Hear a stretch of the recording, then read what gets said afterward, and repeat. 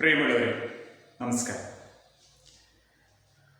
ഇന്ന് AGP's class റൂമിൽ ഈ പീരീഡിൽ ഇന്ത്യയിൽ ബ്രിട്ടീഷ് ഗവൺമെന്റിനോട് ആ ഗവൺമെന്റിന്റെ ചൂഷണത്തിൽ അധിഷ്ഠിതമായ നയങ്ങളോട് എപ്രകാരമാണ് ഇന്ത്യൻ സമൂഹം ചെറുത്തു നിന്നത് എന്നാണ് നമ്മൾ ചർച്ച ചെയ്യാൻ പോകുന്നത്. ഇതിനു മുൻപ് ഒരു വീഡിയോയിൽ ഇന്ത്യയിൽ ബ്രിട്ടീഷ് ഭരണം സ്ഥാപിക്കപ്പെട്ടത് എങ്ങനെയായിരുന്നു എന്നും ബ്രിട്ടീഷ് ഭരണത്തിന്റെ പരിണിത ഫലങ്ങൾ എന്തെല്ലാമായിരുന്നു എന്നും നമ്മൾ ചർച്ച ചെയ്തതാണ്.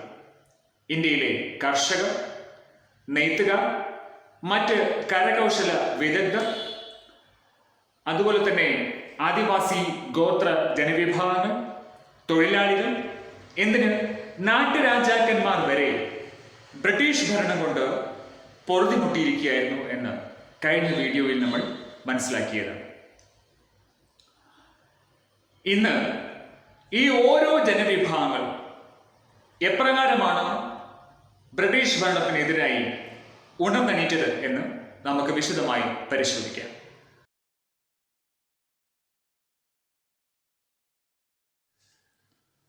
ബ്രിട്ടീഷുകാർ അടിച്ചേൽപ്പിച്ച ചൂഷണത്തിൽ അധിഷ്ഠിതമായ നികുതി നയം, കൃഷിയുടെ വാണിജ്യവൽക്കരണം, തൊഴിൽപരമായ ചൂഷണം, ഇതൊക്കെയാണ് ബ്രിട്ടീഷ് ഭരണത്തിന് കീഴിൽ ഇന്ത്യയിലെ കർഷകർ അനുഭവിക്കേണ്ടി വന്ന ദുരിതങ്ങൾ. ഉയർന്ന നികുതി നിരക്ക് ഏറ്റവും പ്രധാനപ്പെട്ട പ്രശ്നമായിരുന്നു. ബ്രിട്ടീഷുകാരുടെ ആഗമനത്തിന് മുൻപ് നിലവിലുണ്ടായിരുന്ന ഭരണാധികാരികൾക്ക് നൽകേണ്ടി വന്നതിനേക്കാൾ വളരെ ഉയർന്ന തോതിലുള്ള നികുതിയാണ് ബ്രിട്ടീഷുകാർക്ക് ഇന്ത്യയിലെ കർഷകർ നൽകേണ്ടി വന്നത്. മറ്റൊരു പ്രധാനപ്പെട്ട പ്രശ്നം നികുതി പണമായി തന്നെ നൽകണമായിരുന്നു എന്ന വ്യവസ്ഥയാണ്. ബ്രിട്ടീഷുകാരുടെ ആഗമനത്തിന് മുൻപ് കർഷകർ അവരുടെ കാർഷികോൽപ്പന്നങ്ങളാണ് നികുതിയായി നൽകിക്കൊണ്ടിരുന്നതെങ്കിൽ ബ്രിട്ടീഷ് ഭരണത്തിന് കീഴിൽ പണമായി തന്നെ നികുതി നൽകണം എന്നുള്ളത് അവരെ ദ്രോഹിച്ച, അവരെ കഷ്ടപ്പാടിലാക്കിയ ഒരു പുതിയ വ്യവസ്ഥയായിരുന്നു. ജന്മി ഉദ്യോഗസ്ഥ പീഡനം നമുക്കറിയാം, നമ്മൾ മുൻപ് ചർച്ച ചെയ്തതാണ്. വ്യത്യസ്ത പ്രദേശങ്ങളിൽ വ്യത്യസ്ത തരത്തിലുള്ള നികുതി ഘടനകളാണ് ബ്രിട്ടീഷ് ഗവൺമെന്റ് ഏർപ്പെടുത്തിയിരുന്നത്. അതനുസരിച്ച് ചിലയിടങ്ങളിൽ ജന്മിമാർ അല്ലെങ്കിൽ ജമീന്ദാർമാരാണ് നികുതി പിരിച്ചെടുത്തിരുന്നത്. ചിലയിടങ്ങളിൽ സർക്കാർ ചുമതലപ്പെടുത്തിയിരുന്ന ഉദ്യോഗസ്ഥരാണ് നികുതി പിരിച്ചെടുത്തിരുന്നത്. ഏതായാലും ജന്മിമാരും ഉദ്യോഗസ്ഥരും കർഷകരെ ചൂഷണം ചെയ്യാനും പീഡിപ്പിക്കാനും ആരംഭിച്ചത് അവർ നേരിട്ട മറ്റൊരു പ്രശ്നമായിരുന്നു. അടിക്കടി നികുതി നിരക്ക് വർദ്ധിപ്പിച്ചുകൊണ്ടിരിക്കുക എന്നുള്ളത് ഇന്ത്യൻ കർഷകർ അനുഭവിച്ച മറ്റൊരു പ്രധാനപ്പെട്ട പ്രശ്നമാണ്. അതുപോലെ തന്നെ കൃഷിയുടെ വാണിജ്യവൽക്കരണം. തങ്ങളുടെ കൃഷിയിടങ്ങളിൽ എന്ത് കൃഷി ചെയ്യണം എന്ന് തീരുമാനിക്കാനുള്ള സ്വാതന്ത്ര്യം ഇന്ത്യൻ കർഷകർക്ക് ഉണ്ടായിരുന്നില്ല. ബ്രിട്ടീഷുകാരുടെ കമ്പനികൾക്ക്, ഫാക്ടറികൾക്ക് ആവശ്യമായ അസംസ്കൃത വസ്തുക്കൾ അവരുടെ ആവശ്യപ്രകാരം ഉൽപ്പാദിപ്പിക്കാൻ മാത്രം ആവൂ എന്നുള്ളൊരവസ്ഥയിലേക്ക് ഇന്ത്യൻ കർഷകർ എത്തിപ്പെട്ടത് മറ്റൊരു പ്രധാനപ്പെട്ട പ്രശ്നമായിരുന്നു. അതുപോലെ ബ്രിട്ടീഷുകാർക്ക് ഇഷ്ടമുള്ള ഉൽപ്പന്നങ്ങൾ കൃഷി ചെയ്യിപ്പിക്കുന്നതിന് വേണ്ടി കർഷകർക്ക് ബ്രിട്ടീഷ് ഗവൺമെന്റ് മുൻകൂർ പണം സഹായമായി നൽകുകയും എന്നാൽ വിളവെടുക്കുന്ന സമയത്ത് വേണ്ടത്ര വില ലഭിക്കാതിരിക്കുകയും ചെയ്യുന്ന അവസ്ഥ കർഷകർ നേരിട്ട മറ്റൊരു പ്രശ്നമായിരുന്നു. അതുപോലെ തന്നെ നീലം കർഷകർ നേരിട്ട ബുദ്ധിമുട്ടുകൾ നമ്മൾ ഇതിനു മുൻപുള്ള വീഡിയോയിൽ ചർച്ച ചെയ്തിട്ടുണ്ട്. ഇതുകൊണ്ടൊക്കെ തന്നെ കർഷകർ സഹികെട്ട അവസ്ഥയിലായി. സഹികെട്ട കർഷക സമൂഹം രാജ്യത്തിന്റെ വിവിധ ഭാഗങ്ങളിൽ ബ്രിട്ടീഷ് ദുർഭരണത്തിനെതിരെ സംഘടിച്ചു. അവർ സംഘടിതമായി കലാപങ്ങൾ സംഘടിപ്പിച്ചു. പൊതു നേതൃത്വമില്ലായ്മ കാരണം, ഒരു പൊതുവായ നേതൃത്വത്തിന് കീഴിലല്ലായിരുന്നു ഈ ചെറുത്തുനിൽപ്പുകൾ എന്നതിൽ കാരണം. അതുപോലെ ബ്രിട്ടീഷുകാർക്ക് ആയുധശേഷിയും സാമ്പത്തിക ശേഷിയും കൂടുതലുണ്ടായിരുന്നു എന്നുകൊണ്ട് തന്നെ ഈ കർഷക കലാപങ്ങളെല്ലാം തന്നെ നിഷ്പ്രയാസം അടിച്ചമർത്താൻ ബ്രിട്ടീഷുകാർക്ക് സാധിച്ചു എന്നുള്ളതാണ് വസ്തുത. എന്നാൽ കേരളത്തിലും ഇതുപോലെ നിരവധി കർഷക കലാപങ്ങൾ അരങ്ങേറിയിട്ടുണ്ട്. പ്രത്യേകിച്ചും ബ്രിട്ടീഷുകാർ നേരിട്ട് ഭരിച്ചുകൊണ്ടിരുന്ന കേരളത്തിലെ മലബാർ പ്രദേശത്ത് ബ്രിട്ടീഷ് ഭരണത്തിനെതിരായി നിരവധി കർഷക മുന്നേറ്റങ്ങൾ അരങ്ങേറിയിട്ടുണ്ട്. ആ കർഷക മുന്നേറ്റങ്ങളെ നേരിടാൻ വേണ്ടി മലബാറിലെ കലാപങ്ങളെ നേരിടാൻ വേണ്ടി മാത്രമായി മലബാർ സ്പെഷ്യൽ പോലീസ് എന്ന പേരിൽ ഒരു പ്രത്യേക പോലീസ് സേനയ്ക്ക് വരെ ബ്രിട്ടീഷ് ഗവൺമെന്റ് രൂപം നൽകിയിരുന്നു.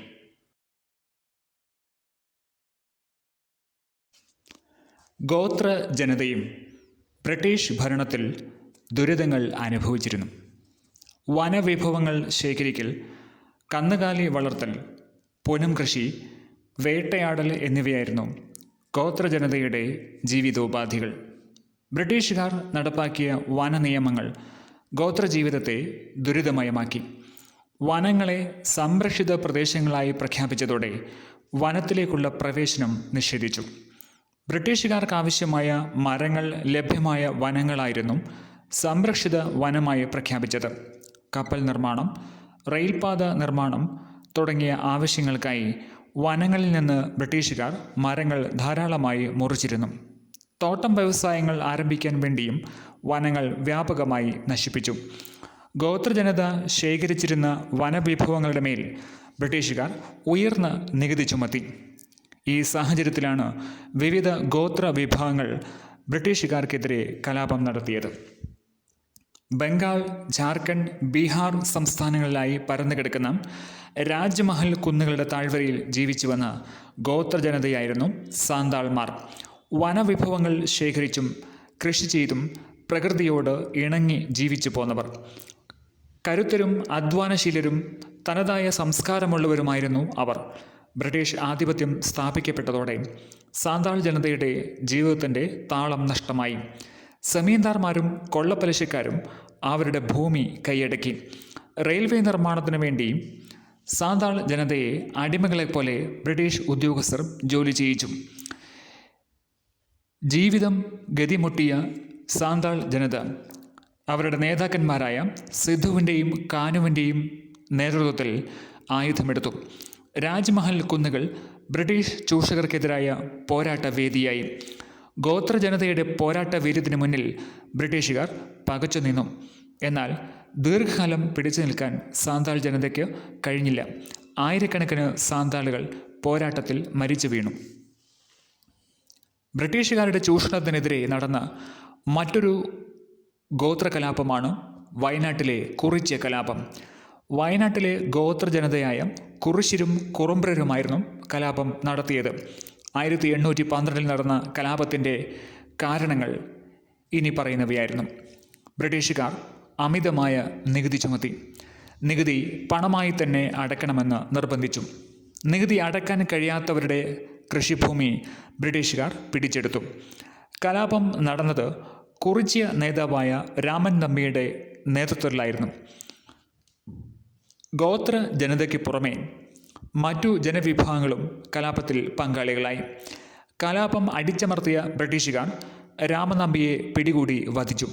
തലശ്ശേരിയിലെ അന്നത്തെ സബ് കളക്ടർ TH ബേബർ കലാപത്തെപ്പറ്റി ഇങ്ങനെ രേഖപ്പെടുത്തി: 1 മാസം കൂടി പിടിച്ചു നിൽക്കാൻ കലാപകാരികൾക്ക് കഴിയുമായിരുന്നുവെങ്കിൽ രാജ്യം അവരുടെ നിയന്ത്രണത്തിലാകുമായേനെ. 19-ാം നൂറ്റാണ്ടിൽ സാന്താൾ കുറിച്യ കലാപങ്ങൾക്ക് പുറമെ നിരവധി ഗോത്രകലാപങ്ങൾ ഇന്ത്യയുടെ വിവിധ പ്രദേശങ്ങളിൽ നടന്നു. അവയിൽ പ്രധാനപ്പെട്ടവ ഇനി പറയുന്നു. പഹാരിയ കലാപം, ഭീൽ കലാപം, കോൾ കലാപം, മുണ്ട കലാപം, ഖാസി കലാപം എന്നിവയാണവ. ബ്രിട്ടീഷ് ഭരണത്തിനെതിരെ ഇന്ത്യയിൽ അരങ്ങേറിയ ആദ്യത്തെ സംഘടിത ബഹുജന മുന്നേറ്റമായിരുന്നു 1857 മഹത്തായ വിപ്ലവം. ചരിത്രകാരന്മാർ ഈ വിപ്ലവത്തെ 1-ാം സ്വാതന്ത്ര്യ സമരം എന്നും വിശേഷിപ്പിക്കാറുണ്ട്. ബ്രിട്ടീഷ് ഭരണത്തിൽ ഇന്ത്യൻ ജനസമൂഹത്തിലെ വിവിധ വിഭാഗങ്ങൾക്ക് നേരിടേണ്ടി വന്ന ദുരിതങ്ങളും പ്രയാസങ്ങളും തന്നെയാണ് ഈ വിപ്ലവത്തിലേക്ക് നയിച്ച പ്രധാനപ്പെട്ട ഘടകങ്ങൾ. അതുകൊണ്ട് തന്നെ നമുക്ക് 1857 വിപ്ലവത്തിന്റെ പ്രധാനപ്പെട്ട കാരണങ്ങളെ ഇനി പറയും പ്രകാരം പട്ടികപ്പെടുത്താൻ സാധിക്കും. ഏറ്റവും പ്രധാനപ്പെട്ട കാരണം കർഷകർ അനുഭവിക്കേണ്ടി വന്ന ദുരിതങ്ങൾ തന്നെയാണ്. ഇന്ത്യൻ ജനസമൂഹത്തിൽ അന്നും ഇന്നും ഏറ്റവും കൂടുതൽ ആളുകൾ ഉപജീവന മാർഗമായി കാർഷിക മേഖലയെ ആശ്രയിക്കുന്നവരാണ്. അതുകൊണ്ട് തന്നെ ഏറ്റവും കൂടുതൽ അസംതൃപ്തർ, ഏറ്റവും കൂടുതൽ കഷ്ടപ്പാട് അനുഭവിക്കുന്നവർ കർഷക സമൂഹത്തിൽ തന്നെയായിരുന്നു. 1857 വിപ്ലവത്തിന്റെ പ്രധാനപ്പെട്ട കാരണവും ബ്രിട്ടീഷ് ഭരണത്തിന് കീഴിൽ കർഷകർ അനുഭവിക്കേണ്ടി വന്ന ദുരിതങ്ങളാണ്. രണ്ടാമതായി വരുന്നത് കരകൗശല വിദഗ്ധരും നെയ്ത്തുകാരും ഒക്കെ തന്നെ അനുഭവിക്കേണ്ടി വന്ന പ്രയാസങ്ങളാണ്. അതുപോലെ തന്നെ ആദിവാസി ഗോത്രവർഗ വിഭാഗങ്ങൾ നേരിടേണ്ടി വന്ന പ്രശ്നങ്ങളും 1850 വിപ്ലവത്തിന്റെ പ്രധാനപ്പെട്ട കാരണങ്ങളാണ്. അതുപോലെ തന്നെ നമ്മുടെ തൊഴിലാളി സമൂഹം, നമുക്കറിയാം നെയ്ത്തുകാരും കരകൗശല വിദഗ്ധരും കർഷകരും ഒക്കെ തന്നെ അവരുടെ ജീവനോപാധികൾ വഴിമുട്ടിയപ്പോൾ ബ്രിട്ടീഷുകാർ ആരംഭിച്ച ഫാക്ടറികളിലും അവരുടെ തോട്ടങ്ങളിലുമൊക്കെ തൊഴിലാളികളായി ചേരുകയും ബ്രിട്ടീഷുകാരുടെ നയങ്ങൾ മൂലം ഈ തൊഴിലാളികൾ കഷ്ടപ്പാടിലായിരുന്നുവെന്നും മുൻപൊരു വീഡിയോയിൽ നമ്മൾ ചർച്ച ചെയ്തിട്ടുണ്ട്. ഈ തൊഴിലാളികളുടെ പ്രശ്നങ്ങളും 1850 വിപ്ലവത്തിന് കാരണമായിട്ടുണ്ട്. ഇതിനെല്ലാം പുറമെ നാട്ടുരാജാക്കന്മാരുടെ അസംതൃപ്തിയും വിപ്ലവത്തിലേക്ക് നയിച്ച മറ്റൊരു പ്രധാനപ്പെട്ട ഘടകമാണ്. അതുപോലെ തന്നെ ബ്രിട്ടീഷ് സൈന്യത്തിൽ ജോലി ചെയ്തിരുന്ന ശിപായിമാർ എന്നറിയപ്പെടുന്ന ഇന്ത്യക്കാരായ പട്ടാളക്കാരുടെ അസംതൃപ്തിയും 1850 വിപ്ലവത്തിലേക്ക് നയിച്ച പ്രധാനപ്പെട്ട ഘടകമാണ്. ഈ 6 കാരണങ്ങളിൽ ആദ്യത്തെ 4 എണ്ണം നമ്മൾ വിശദമായി ഇതിനു മുമ്പ് ചർച്ച ചെയ്തിട്ടുണ്ട്. ബാക്കി 2 എണ്ണം, അതായത് നാട്ടുരാജാക്കന്മാരുടെ പ്രശ്നങ്ങളും ശിപായിമാരുടെ പ്രശ്നങ്ങളും നമുക്ക് വിശദമായി ചർച്ച ചെയ്യേണ്ടതുണ്ട്.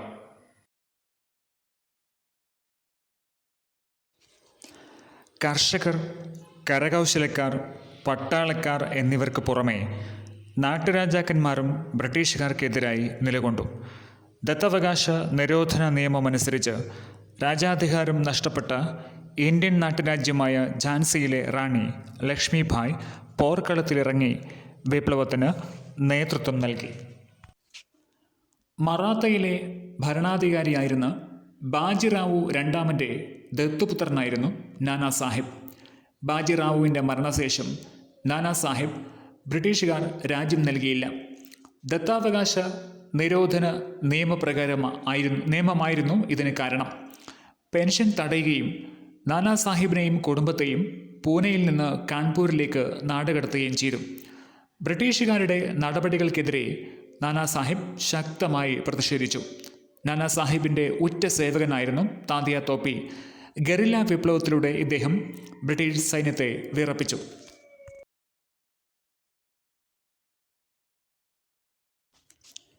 ഇന്ത്യയിലെ ബ്രിട്ടീഷ് സൈന്യത്തിൽ ഇന്ത്യക്കാരും ബ്രിട്ടീഷുകാരുമായ പട്ടാളക്കാരുണ്ടായിരുന്നു.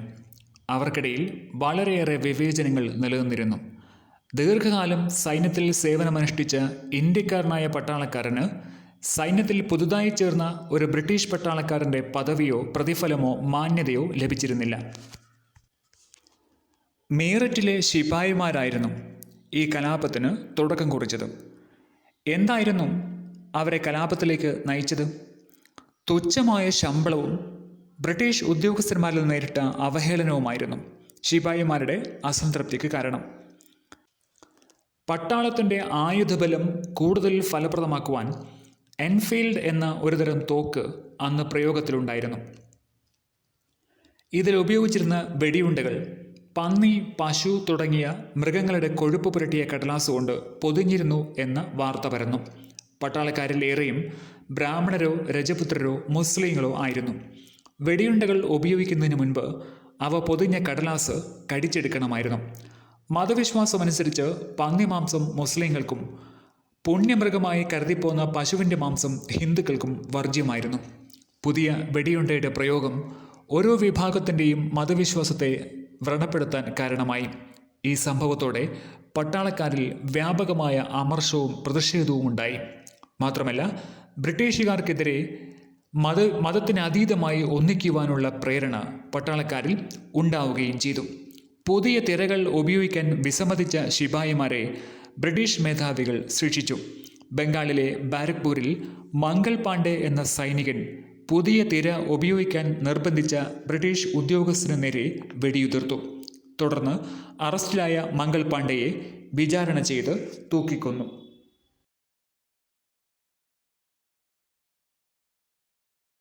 അത്യാധുനിക യുദ്ധോപകരണങ്ങളും നവീന ആയുധങ്ങളും കൈവശമായുള്ള ബ്രിട്ടീഷുകാരുടെ സൈനിക ശേഷിയോട് നേരിട്ട് ജയിക്കാൻ ഇന്ത്യയിലെ കലാപകാരികൾക്ക് കയ്യിലുണ്ടായിരുന്നത് പഴഞ്ചൻ ആയുധങ്ങളും മനോധൈര്യവും ഒന്നു മാത്രമായിരുന്നു. ഒപ്പം പിറന്ന മണ്ണിനെ വൈദേശിക ആധിപത്യത്തിൽ നിന്ന് മോചിപ്പിക്കണം എന്നുള്ള ദൃഢനിശ്ചയം, ഒരൊറ്റ ലക്ഷ്യത്തിനായി ഒന്നിച്ച് ഇന്ത്യൻ ജനത അണിനിരന്നു എങ്കിലും ഒരു പൊതുവായ നേതൃത്വം ഇല്ലായിരുന്നു എന്ന കാരണങ്ങൾ കൊണ്ടുകൂടി 1857 വിപ്ലവം അടിച്ചമർത്തപ്പെട്ടു.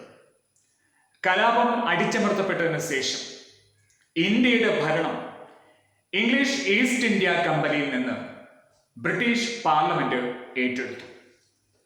അതുവരെ ഗവർണർ ജനറൽ എന്ന പേരിൽ അറിയപ്പെട്ടിരുന്ന ഇന്ത്യയിലെ ഭരണത്തലവൻ വൈസ്രോയ് എന്ന പേരിൽ അറിയപ്പെടാൻ തുടങ്ങി എന്നുള്ളതാണ് പ്രധാനപ്പെട്ട ഒരു മാറ്റം.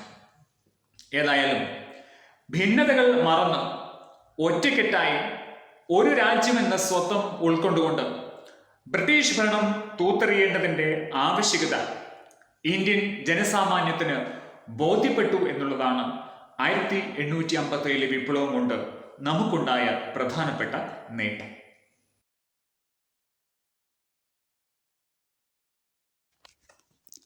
ബ്രിട്ടീഷുകാർ നടത്തിയ സാമ്പത്തിക ചൂഷണം ഇന്ത്യയിലെ വിവിധ വിഭാഗം ജനങ്ങൾക്കിടയിൽ കടുത്ത ബ്രിട്ടീഷ് വിരുദ്ധ മനോഭാവമുണ്ടാക്കി.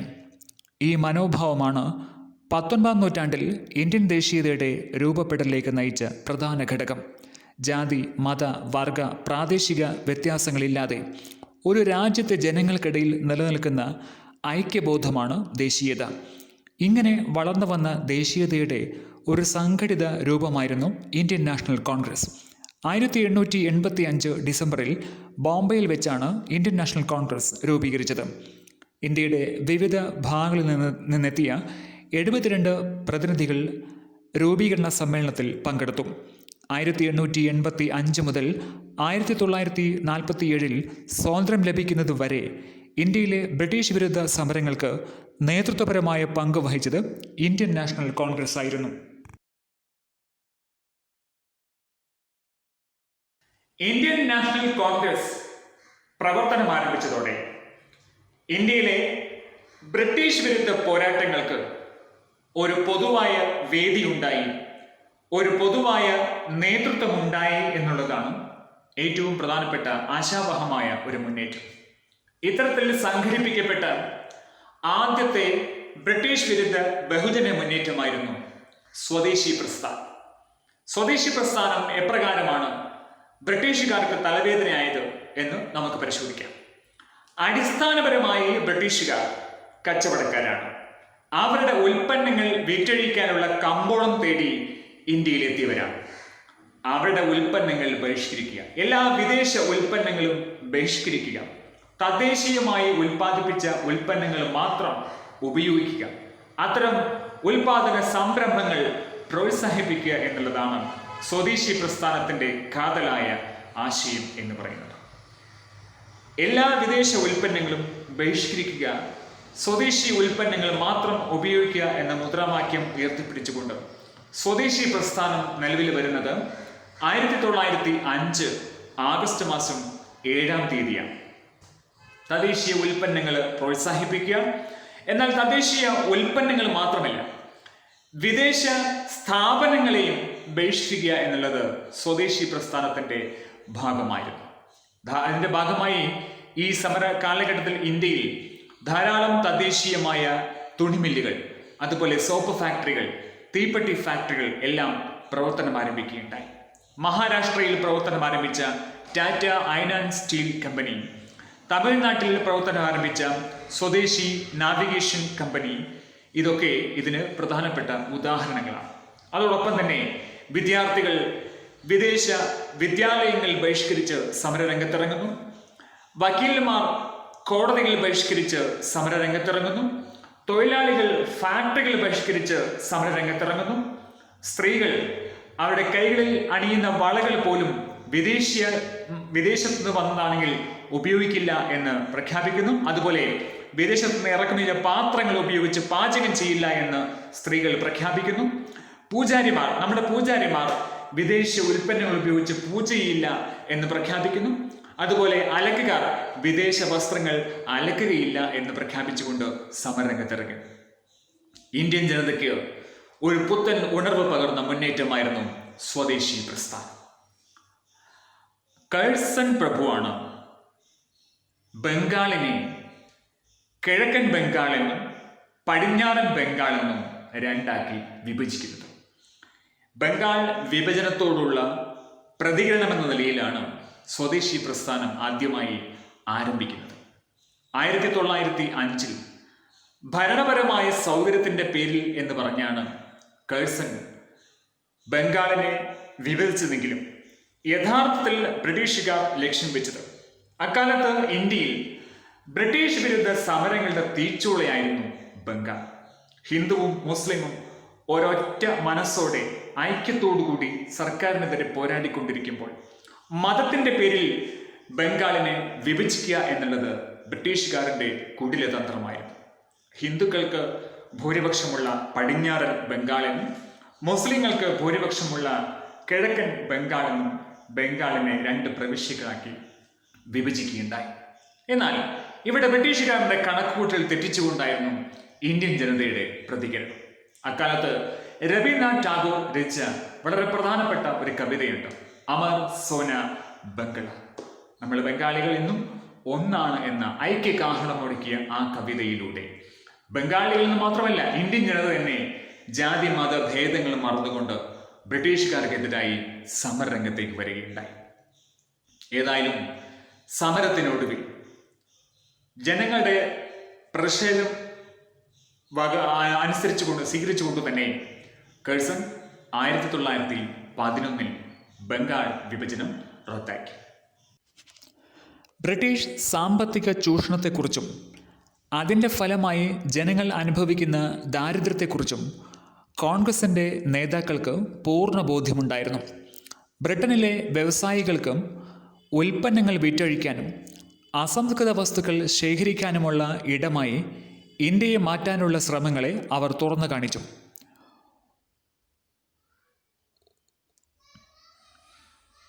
ഉപ്പ് പോലുള്ള അവശ്യ വസ്തുക്കളുടെ നിർമ്മാണവും വിപണനവും സർക്കാർ നിയന്ത്രണത്തിലാക്കിയത് ജനജീവിതം ദുസ്സഹമാക്കിയെന്ന് അവർ ചൂണ്ടിക്കാണിച്ചു. ഇക്കാര്യത്തിൽ പ്രധാന പങ്ക് വഹിച്ചത് ദാദാഭായ് നവറോജി ആയിരുന്നു. ബ്രിട്ടീഷ് കാലഘട്ടത്തിൽ ഇന്ത്യൻ സമ്പദ് വ്യവസ്ഥയിലുണ്ടായ തകർച്ചയെ അദ്ദേഹം തൻ്റെ പഠനങ്ങളിലൂടെ വെളിപ്പെടുത്തി.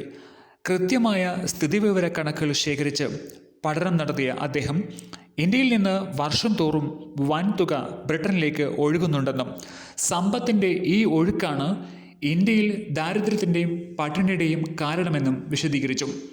ചോർച്ച സിദ്ധാന്തം എന്നറിയപ്പെടുന്ന ഈ നിഗമനങ്ങൾ അദ്ദേഹം തൻ്റെ poverty and un-British rule in India എന്ന പുസ്തകത്തിൽ പ്രതിപാദിച്ചു.